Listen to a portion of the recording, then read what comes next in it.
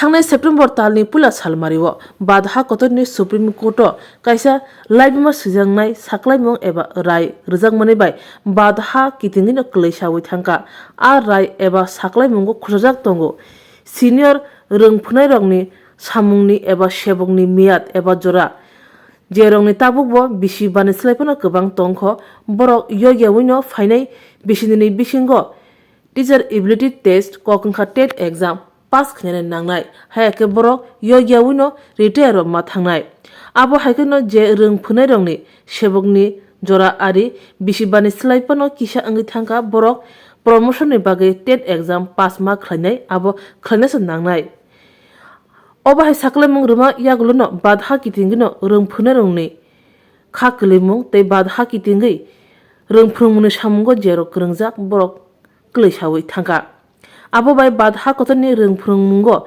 कायसा निनामुं फाइमानाय फाइनायसाल अ नाहार मुंतैनो सेजामुं फुनुगलायखिया अ October तालनि बसकां चि4 सालमारिओ शिक्षा भवन बसकांगो गेराबनाय अबाहायनो कौतमाथुनि बसकांगो फायै खो खेंका TGTA ni atong rok nainai di chinemang piliwo আজ আমরা ত্রিপুরা সরকারি শিক্ষক সমিতি এইচবি রোড কেন্দ্রীয় কমিটির পক্ষ থেকে আপনাদের সাথে মিলিত হচ্ছি। হয়তো আপনারা জানেন গত সেপ্টেম্বর মাসের 1 তারিখ ভারতবর্ষের মহামান্য সুপ্রিম কোর্ট একটি জাজমেন্ট যা ভারতবর্ষে প্রায় 25 থেকে 30 লক্ষ কর্মরত সিনিয়র শিক্ষকদের আগামী দিনে চাকরি নিয়ে সমস্যা দেখা দেবে, চাকরি নিরাপত্তার উপরে বিরাট আঘাত। সুপ্রিম কোর্টের যে রায় 1 তারিখ তাতে বলা হয়েছে যে যাদের বয়স 55 বছরের নিচে তাদের মধ্যে এলিমেন্টারি স্টেজে যারা শিক্ষকতা করেন প্রত্যেককে টিচার্স এলিজিবিলিটি টেস্ট বা টেট পরীক্ষায় উত্তীর্ণ হতে হবে। আমরা জানি এরকম অনেক শিক্ষক শিক্ষিকা আছে যারা সুপ্রিম কোর্টে বলেছেন 25-30 বছর ধরে ওনারা সসম্মানে যোগ্যতায় চাকরি করছেন, এখন চাকরি শেষ প্রান্তে এসে ওনাদের এই পরীক্ষায় বসতে হবে নূতন প্রজন্মের সাথে। যদি সেই পরীক্ষায় 2 বছরের মধ্যে উত্তীর্ণ হতে না পারেন তা ওনাদেরকে চাকরি থেকে অবসরে যেতে হবে, চাকরি থেকে ছাঁটাই হবে এর মতো অবস্থা। এবং যারা 55 বছর 60 বছর যারা আছেন যে জায়গাটা ছাড় দিয়েছে এই ক্ষেত্রে যারা আছেন ওনারা যদি শিক্ষক মশাই যদি প্রমোশন HM হিসেবে প্রমোশন জন্য বিবেচনা আসবে তখনই যখন এই টেট পরীক্ষা উত্তীর্ণ হবেন। এই রায়টি সারা দেশে 25 থেকে 30 লক্ষ কর্মরত শিক্ষকদের বিশাল বড় একটা সমস্যা সৃষ্টি করেছে। আগামী দিনে ওই শিক্ষক মশাইদের চাকরির নিশ্চয়তা একটা প্রশ্নবোধক চিহ্নের উপরে দাঁড়িয়েছে। এই ঘটনাটা সুপ্রিম রায়টার পরে আমরা বিদ্যালয় শিক্ষা দপ্তরের অধিকর্তার কাছে আমরা চিঠি দিয়ে ওনার সাথে সাক্ষাৎকারে এই বিষয়ে বিদ্যালয় শিক্ষা দপ্তরের দৃষ্টিভঙ্গি কি জানার জন্য চিঠি দিই, কিন্তু সেই দিক থেকে আমরা কোনো সদুত্তর পাইনি। পরবর্তী সময় আমরা সংগঠনের পক্ষ থেকে রাজ্যের মাননীয় মুখ্যমন্ত্রীর কাছে মেমোরেন্ডাম আকারে এই যে সুপ্রিম কোর্টের রায়ের বিপক্ষে রায়ের প্রতিবাদ করে রিভিউ পিটিশন করার জন্য আমরা আবেদন রাখি। আমরা দেখেছি ইতিমধ্যে ভারতবর্ষের মধ্যে কেরল, তামিলনাড়ু, উত্তরপ্রদেশ সহ একাধিক রাজ্য সুপ্রিম কোর্টে এই যে 1 সেপ্টেম্বর মহামান্য সুপ্রিম কোর্টের ডিভিশন বেঞ্চ রায় দিয়েছেন তার বিপক্ষে রিভিউ পিটিশন দাখিল করেছেন। আমাদের সর্বভারতীয় শিক্ষক সংগঠন school teachers federation of India ইতিমধ্যে সুপ্রিম কোর্টে রিভিউ পিটিশন দাখিল করেছেন। আমরা STF এর পতাকা তলে আমরা STF এর আমাদের এফিলিয়েটেড অর্গানাইজেশন আমরা এই যে আইনি প্রক্রিয়া আমরা সেই থাকবো, সেই দিক থেকে একটা পার্ট। কিন্তু আমরা যেটা বলবো যে বিভিন্ন রাজ্য সরকারগুলি ইতিমধ্যে এই যে রায়তে সারা দেশে এবং আমার ত্রিপুরা রাজ্যে কর্মরত বিদ্যালয় শিক্ষা দপ্তর অধীনে শিক্ষক শিক্ষিকা, SS এর শিক্ষক শিক্ষিকা, বেসরকারি শিক্ষক শিক্ষিকা কয়েক হাজার শিক্ষক শিক্ষিকা আগামী দিনে চাকরি একটা প্রশ্ন চিহ্নের উপরে দাঁড়িয়েছে। আমরা একটা প্রসঙ্গত একটা কথা বলি, গত 13 তারিখ সমগ্র শিক্ষা অভিযান যেটা আমরা SSA বলি, ওনাদের একটা সুপ্রিম কোর্টে একটা ত্রিপুরা হাইকোর্ট এসএসএর শিক্ষকদের নিয়মিত করার জন্য একটা রায় দিয়েছিল ত্রিপুরা হাইকোর্টের ডিভিশন বেঞ্চ, কিন্তু রাজ্য সরকার সেই রায়টিকে না মেনে সুপ্রিম কোর্টে এসএলপি দাখিল করেন। সেটার শুনানি গত 13 তারিখ ছিল। আমরা হতবাক যে গত 1800 নির্বাচনের পূর্বে যে তৎকালীন বিরোধী দল এসএসএর শিক্ষকরা বিভিন্ন দাবি নিয়ে যখন ওরিয়েন্ট চুমনিতে আমরণ অনশন করছেন, ওনারা গিয়ে বলেছেন আমরা ক্ষমতায় আসলে পরে আপনাদেরকে নিয়মিত বেতন কম দেব। ত্রিপুরার তৎকালীন সরকার এই ইচ্ছা করে এই এসএসএর কর্মীদেরকে নিয়মিত বেতন কম দিচ্ছে না। আজকে আমরা লক্ষ্য করেছি হাইকোর্ট যখন নিয়মিত বেতন কম দেওয়ার জন্য এসএস শিক্ষক বলেছেন, তখন সুপ্রিম কোর্টে এসএলপি করে এবং গত 13 তারিখ যখন এটা নিয়ে উঠে হাইকোর্টের বিচারপতির সামনে, ত্রিপুরা সরকারের যে আইনজীবী এই 1 সেপ্টেম্বরে যে সুপ্রিম কোর্টের রায়কে সামনে রেখে রায়ের কথা বলে তাদের চাকরি খারিজ করার জন্য সেখানে সওয়াল করেন। যদিও সুপ্রিম কোর্টের বিচারপতি কোনো রায় দেননি, আগামী 19 তারিখ শুনবেন। আমরা এই কথাটা কেন বললাম, যে প্রতিশ্রুতি কি ছিল 18 সালের নির্বাচনের বুকে এসএসএর শিক্ষকদের সময়, আজকে হাইকোর্ট রায় দেওয়ার পর সুপ্রিম কোর্ট গিয়ে ত্রিপুরা সরকারের ভূমিকা, আমরা ত্রিপুরা সরকার শিক্ষক সমিতি এইচবিডির পক্ষ থেকে এই যে সুপ্রিম কোর্টের রায়ে যে আমাদের একটা বিশাল সংখ্যক শিক্ষক শিক্ষিকারা আগামী দিনে সমস্যায় পড়বেন, তাদের চাকরি অনিশ্চয় দেখা দেয়, তার জন্য আমরা মুখ্যমন্ত্রীর কাছে চিঠি দিয়েছি। আমরা ওনার থেকে কোনো সদুত্তর পাইনি। আজকে প্রেস নোটের মধ্যে আমরা আবার অনুরোধ করব এবং আপনাদের আজকে জানার মূল উদ্দেশ্য হলো, আমরা এই যে রাজ্য সরকার সুপ্রিম কোর্টে রিভিউ পিটিশন দাখিলের দাবি এবং একই সাথে কেন্দ্রীয় সরকার অর্ডিন্যান্স জারি করে যে ধারাগুলোর জন্য আজকে সুপ্রিম কোর্ট এই রায় দিতে বাধ্য হয়েছে, সেই ধারাগুলোকে সংশোধন করে এই যে আজকে যারা শিক্ষক শিক্ষিকারা সারা দেশে প্রায় 25 থেকে 30 লক্ষ শিক্ষক শিক্ষিকা চাকরির নিশ্চয়তা প্রদানের দাবিতে আগামী 18 তারিখ আমরা বিকাল 4টায় আমাদের এই যে শিক্ষক ভবন টিজিটিএস কেন্দ্রীয় অফিস থেকে আমরা একটা মিছিল করে আমরা বিদ্যালয় শিক্ষা দপ্তরের অধিকর্তার কাছে একটা গণডেপুটেশন মিলিত হব।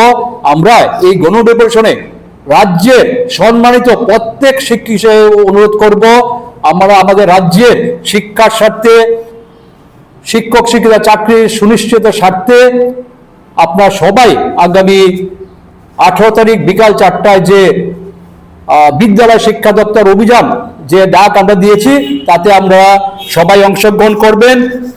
এবং এই যে শিক্ষক সে চাকরি যাওয়ার পরে আপনারা জানেন রাজ্যে ইতিমধ্যে বা 3 শতাধিক স্কুলে মাত্র একজন মাত্র শিক্ষক দিয়ে চলছে। এই বিশাল সংখ্যক শিক্ষক শিক্ষিকা যে চাকরি আগামী চলে যায়, তাহলে শিক্ষার উপর একটা বিশাল আঘাত হবে। রাজ্যে শিক্ষক সর্বতে এমনিতে শিক্ষক কম, আরো চাকরি গেলে পরে এটা কি অবস্থা হবে।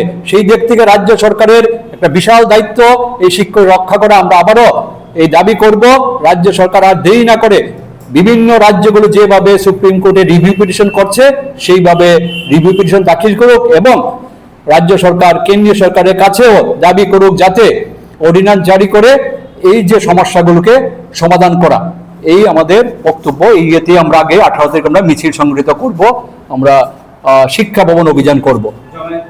জমা আমাদের এখান থেকে আমরা আমাদের কেন্দ্রীয় অফিস 4টায় কেন্দ্রীয় অফিস আমাদের শিক্ষক ভবন মেলার মাঠ থেকে আমরা মিছিল করে এখান থেকে মেলার মাঠ, বটতলা, জয়নগর বাস স্ট্যান্ডে বা অফিস স্ট্যান্ডে আমরা শিক্ষা দপ্তরের এলিমেন্টারি অধিকর্তার কাছে আমরা ডেপুটেশনে মিলিত হব।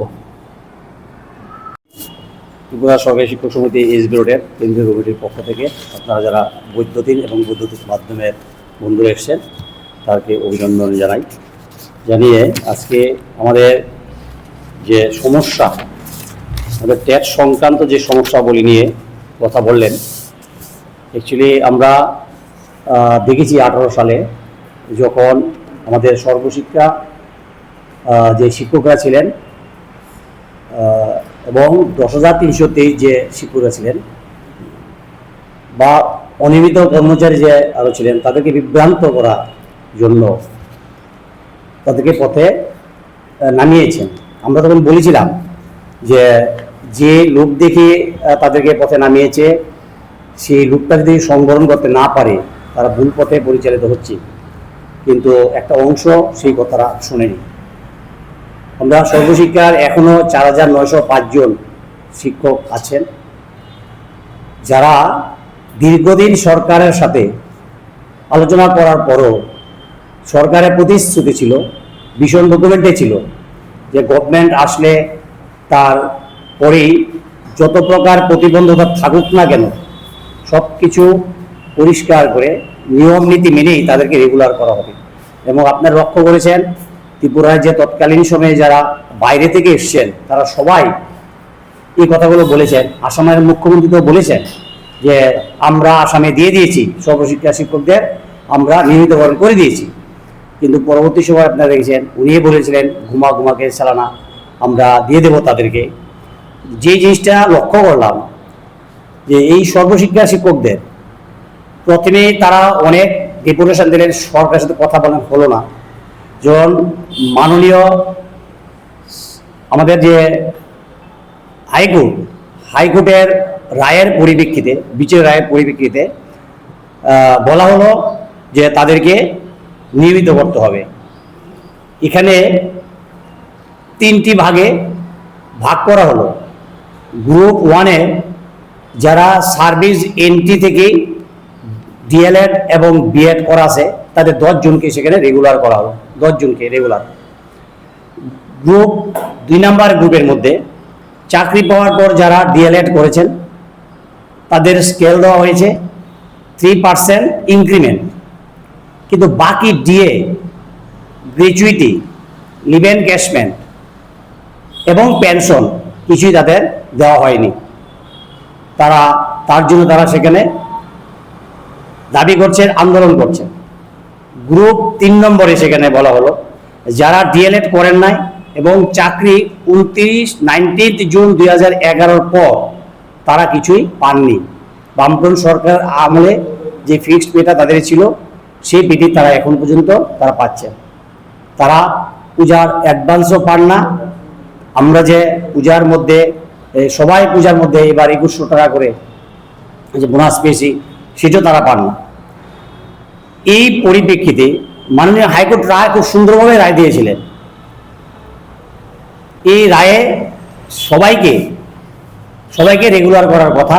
ওই যে ডেটটা আমি বললাম 29 জুন 2011 আগে যারা চাকরি পেয়েছেন তারা সবাইকে নিয়মিতকরণের কথা বলেছেন। কিন্তু আমরা লক্ষ্য করলাম রাজ্য সরকার তাদেরকে নিয়মিত করলেন না। তারা দ্বিতীয়বার তারা হাইকোর্টে মানহানি মামলা করলেন যে হাইকোর্টকে অপমান করা হচ্ছে, মানহানির মামলা তারা করলেন।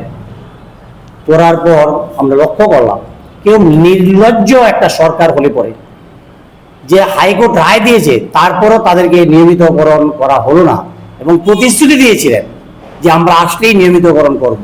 তারপরে এই রাজ্য সরকার এই 4905 জন শিক্ষকের পরিবারকে পথে বসিয়ে তারা সুপ্রিম কোর্টে কোটি কোটি টাকা খরচ করে সুপ্রিম কোর্টে তারা এসএলপি দাখিল করলেন। আজকে বলেছেন আমাদের সাধারণ সম্পাদক এসএলপি দাখিল করার পরে গত 13 তারিখ সেখানে আমাদের সমস্যা হয়েছে। কিন্তু এই যে ঘটনাবলীগুলো আমাদের সামনের দিন কত ভয়ানক, কত বিপজ্জনক। এমনি ত্রিপুরায় যে 56,000 কর্মচারী বিধানসভায় নোটিশ, বিধানসভায় মাননীয় মুখ্যমন্ত্রী বলেছেন 56,000 কর্মচারী কমে গেছে। শিক্ষক সর্বদা ভুগছে, স্কুল কলেজ সব জায়গায় শিক্ষক সর্বদা ভুগছে। ত্রিপুরা যে 302টা স্কুল একজন মাস্টারমশাই দিয়ে চলছে, আমার কথা না, বিধানসভায় মাননীয় মুখ্যমন্ত্রী যে জবাবি ভাষণে তিনি বলেছেন কলেজগুলো বন্ধ হয়ে যাচ্ছে শিক্ষকের অভাবে। সেই জায়গায় সর্বশিক্ষাদের ন্যায্য দাবি তারা উপযুক্ত ভূমিকা পালন করছে। কিন্তু দেখা গেল যে তারাও কেসে সেখানে যেতে বাধ্য, সুপ্রিম কোর্টে তারাও যেতে বাধ্য হয়েছেন এবং তাদের খুব কষ্ট হচ্ছে। তারা টাকা কালেকশন করছেন, তাদের খুব কষ্ট হচ্ছে। তাদের মধ্যে কিছু ট্যাগ দিয়ে পেয়েছেন, কিছু ট্যাগ দিয়ে জিআরবিটি টিআরবিটি দিয়ে তার মধ্যে একটা অংশ পেয়েছেন। বাকিগুলো যেহেতু রায় দিয়েছে কোর্ট, রায়ের পরিপ্রেক্ষিতে সেখানে দেননি। আমরা দাবি করছি রাজ্য সরকারের কাছে অনতি বিলম্বে তাদেরকে রেগুলার করা হোক। তাদের যে তৃতীয় তিনটা ক্যাটাগরিতে ভাগ করেছে, ভাগ না করে সবাইকে সেখানে রেগুলার করা হোক এবং তারা যদি সার্বিকভাবে সমাজের অন্যান্য মাস্টারমশাই তারা রাজনীতি করতে পারে। 10,217 জন যারা চাকরি করতেন 217 জন না ফেরার দেশে তারা চলে গেছেন। আপনারা একটু যদি লক্ষ্য রাখেন 2323-এর যে পরিবারগুলো, এই মাস্টারমশারা বাজারে 500 টাকা 700 টাকার সবজি নিয়ে বসেন বেচার জন্য, 4 ধরনের চা বিক্রি করেন, মাছ ব্যবসা করছেন, মাছে অল্প মাছ কিনে নিয়ে ব্যবসা করছেন, সেখানে বিভিন্ন জায়গায় তারা অনলাইনে কাজ করার চেষ্টা করছেন, 10টা কাপড় কিনে বিক্রি করার চেষ্টা করছেন। তাদের পরিবারের অবস্থা, তাদের ভয়াবহ অবস্থা, তাদের পরিবারে অনেকেই রোগাক্রান্ত, কর্মক্ষম হারিয়ে ফেলেছেন, মানসিক অবসাদে ভুগছেন তারা। এই 2323 কি বলেছিলেন তো আসলে আমরা দিয়ে দেবো 2323 রেগুলার করে দেবো, যে আইনি জটিলতা আছে সব দূর করে আমরা দিয়ে দেবো, ক্যাবিনেট সিদ্ধান্ত নিয়ে দিয়ে দেবো। তাদের নিয়ে অনেক খেলা খেলেছেন, কিন্তু আমরা কি দেখতাম? প্রতিশ্রুতি খেলাপ করলেন। প্রথমে আমাদের প্রথম যে মুখ্যমন্ত্রী বিপ্লব কুমার দেব, তিনি তদন্ত কমিশন বসিয়েছিলেন যে কেন তাদের চাকরি গেল, কিছুই বের করতে পারলেন না। সুপ্রিম কোর্টে রায় দিয়েছে যে আনকনস্টিটিউশনাল। আপনারা জানেন সেখানে যে রাজ্য সরকার 30% চাকরি নির্দেশ দিয়েছিলেন, সেটাই সুপ্রিম কোর্ট ধরেছিল, মেইন পয়েন্ট ধরেছিল। উনি তদন্ত কমিশন বসালেন। মানিক শাহ এসে এবি পালের নেতৃত্বে, সুপ্রিম কোর্টের প্রাক্তন বিচারপতি এবি পালের নেতৃত্বে 3 সদস্যের একটা কমিটি বসালেন, তাদের কিভাবে কি করা যায়। এবি পাল 2323-এর পক্ষে রায় দিলেন, বললেন, কিন্তু এখন পর্যন্ত সেই রায়, এবি পালের যে তদন্ত, সেই তদন্তের পরিপ্রেক্ষিতে রাজ্য সরকার কোনো ভূমিকা নিলেন না সেখানে। তো এই 2323 তারা এখন বিভিন্নভাবে একটা সমাজের শিক্ষকতা, একটা জায়গায় চাকরি করলে তারপর হঠাৎ করে যদি বাড়িতে চলে যায়, কি অবস্থা? আমরা দাবি করছি এই 2323-এর এখনই তাদের বিকল্প কর্মসংস্থানের ব্যবস্থা করুক, নাহলে তারা এই 217 জন না ফেরার দেশে চলে যাচ্ছে। আগামী দিন আরো অনেক, এখনো তাদের 8,000-এর মতো তারা আছেন, তারাও হয়তো সেদিকে চলে যাবেন। তাদের পরিবারগুলোকে বাঁচানোর জন্য আমরা বিনীতভাবে রাজ্য সরকারের কাছে আমরা আহ্বান জানাচ্ছি। আমরা আরেকটা জিনিস লক্ষ্য করছি, আপনারা দেখেছেন যে আমরা শিক্ষক কর্মচারী যে অধিকার, আমরা 7 পে কমিশন দাবি করেছিলাম, বলেছিলেন আমরা আসলে 7 পে কমিশন দেব, কিন্তু আমাদের 7 পে কমিশন দেয়নি। 7 পে কমিশনের আমরা গ্র্যাচুইটি 20 লাখ টাকা পাওয়ার কথা, চাকরির আমরা যে 20 বছর চাকরি করার পরে আমাদের পুরো সুযোগ সুবিধা পাওয়ার কথা, আমরা বেতন এবং ভাতা বৃদ্ধি পাওয়ার কথা, কিন্তু আমরা কিছুই পাইনি। শুধু 0.32 আমাদের যে ফিটনেস বেনিফিট সেটা দিয়ে বলে প্রচার করেছিলেন যে আমরা 7 পে কমিশন দিয়ে দিয়েছি। কিন্তু আমরা যে জিনিসটা লক্ষ্য করছি সেখানে, যে এই যে আলোচনা আমরা যা হারিয়েছি এই 18 সালের পরে, এই 18 সালের পরে আমাদের বামফ্রন্ট সরকার আমাদের 5th পে কমিশনের মধ্যে দিয়ে, 5th পে কমিশনের আগে আমাদের সেখানে ফিক্সেশন বেনিফিট 1.74 থেকে 1.86 দিয়েছিলেন, আমাদের ইনক্রিমেন্ট 2.503% দিয়েছিলেন, আমাদের চাকরির মেয়াদ 7 বছর করেছিলেন, আমাদের আর্নলিভ, শিক্ষকদের আর্নলিভ 10 দিন থেকে 20 দিন করেছিলেন, গ্র্যাচুইটি 10 লাখ করেছিলেন, ফিটনেস ফ্যাক্টর 2.57 থেকে 2.25 দিয়েছিলেন, ম্যাটারনিটি লিভ 180 দিন আমাদের দিয়েছিলেন এই বামফ্রন্ট সরকার, ফ্যাটার্নিটি লিভ দিয়েছিলেন 7 দিন, গ্রেড পের পরিমাণ বৃদ্ধি করেছিলেন, গ্রুপ সি কর্মচারীদের মেডিকেল রিএমবার্সমেন্টের ব্যবস্থা করেছিলেন। সর্বত্র একটা গণতান্ত্রিক পরিবেশ ছিল, যে পরিবেশের মধ্যে যারা ফেডারেশন করতেন তারাও টেবিল চাপড়ে বলতেন রাজ্য সরকার 3% দিয়ে দিয়েছে, আমাদের ভিক্ষা দিয়েছে, তারা বলতেন, তাদের কোনো ভয় ছিল না, ভীতি ছিল না। আর আজকে আমরা একটা মিছিল করার পারমিশন যা পাই না, মাস্টারমশাইরা কলম নিয়ে মিছিল করবে তার দাবি দেওয়া নিয়ে, এই মিছিলের পারমিশন, সিকিউরিটি বলে সেখানে আইন শৃঙ্খলা অবনতির কারণ আছে, আমাদের পারমিশন দেয় না। এটা বড় দুঃখজনক ব্যাপার। আমরা 18 সালের পর কি লক্ষ্য করলাম? বর্ষে 2 বার যে ডিএ দেওয়ার প্রতিশ্রুতি ছিল বামফ্রন্ট সরকারের, সেই 2 বার ডিএ দেওয়ার প্রতিশ্রুতি ভঙ্গ করলেন। ডিফাইন্ড পেনশন এনপিএস 2018 সালের যে 1 জুলাই এনপিএস, যেটা আমার পেনশনের গ্যারান্টি, তারা ছিনিয়ে নিলেন। সেখানে গ্রুপ সি কর্মচারীদের মেডিকেল রিএমবার্সমেন্ট সেটাও নিয়ে নিলেন। ডাইন হার্নেস 50 বছর পরে যদি কেউ মারা যায় সে চাকরি পাবে না, 50 বছর আগে মারা গেলে তার পরিবার চাকরি পাবে। অর্থাৎ আমার যে গ্যারান্টি ছিল ডাইন হার্নেসের সেটাকে চিনিয়ে নিলেন। সেখানে এসমা জারি করলেন, বিভিন্ন জায়গায় এসেন্সিয়াল সার্ভিস যারা করে সেখানে এসমা জারি করলেন। FR 56 শুনেছিলেন আপনারা, এখন বন্ধ আছে। কি হয়েছিলেন যে 50 বছরের পরে তার পরীক্ষা দিতে হবে তার সামর্থ্য আছে কিনা চাকরি, এই FR 56 সেখানে চালু করার চেষ্টা করেছিলেন। সেখানে অনিয়মিত কর্মচারী 10 বছর হলে তারা নিয়মিত হয়ে যেতেন। আর দুর্ভাগ্যের সাথে বলতে হচ্ছে যে 2018 সালের 30 আগস্ট ক্যাবিনেটের সিদ্ধান্ত নিয়ে, এই বর্তমান রাজ্য সরকার ক্যাবিনেটের সিদ্ধান্ত নিয়ে সেই অনিয়মিত কর্মচারীদের নিয়মিত করার যে বামফ্রন্ট সরকারের একটা মানবিক সিদ্ধান্ত ছিল সেটাকে যারা বাতিল করে দিলেন। এটা ভাবা যায়। শুধু এটাই বাতিল করলেন না যে আর অনিয়মিত কর্মচারী নেওয়া হবে না, এই সিদ্ধান্ত তারা নিলেন।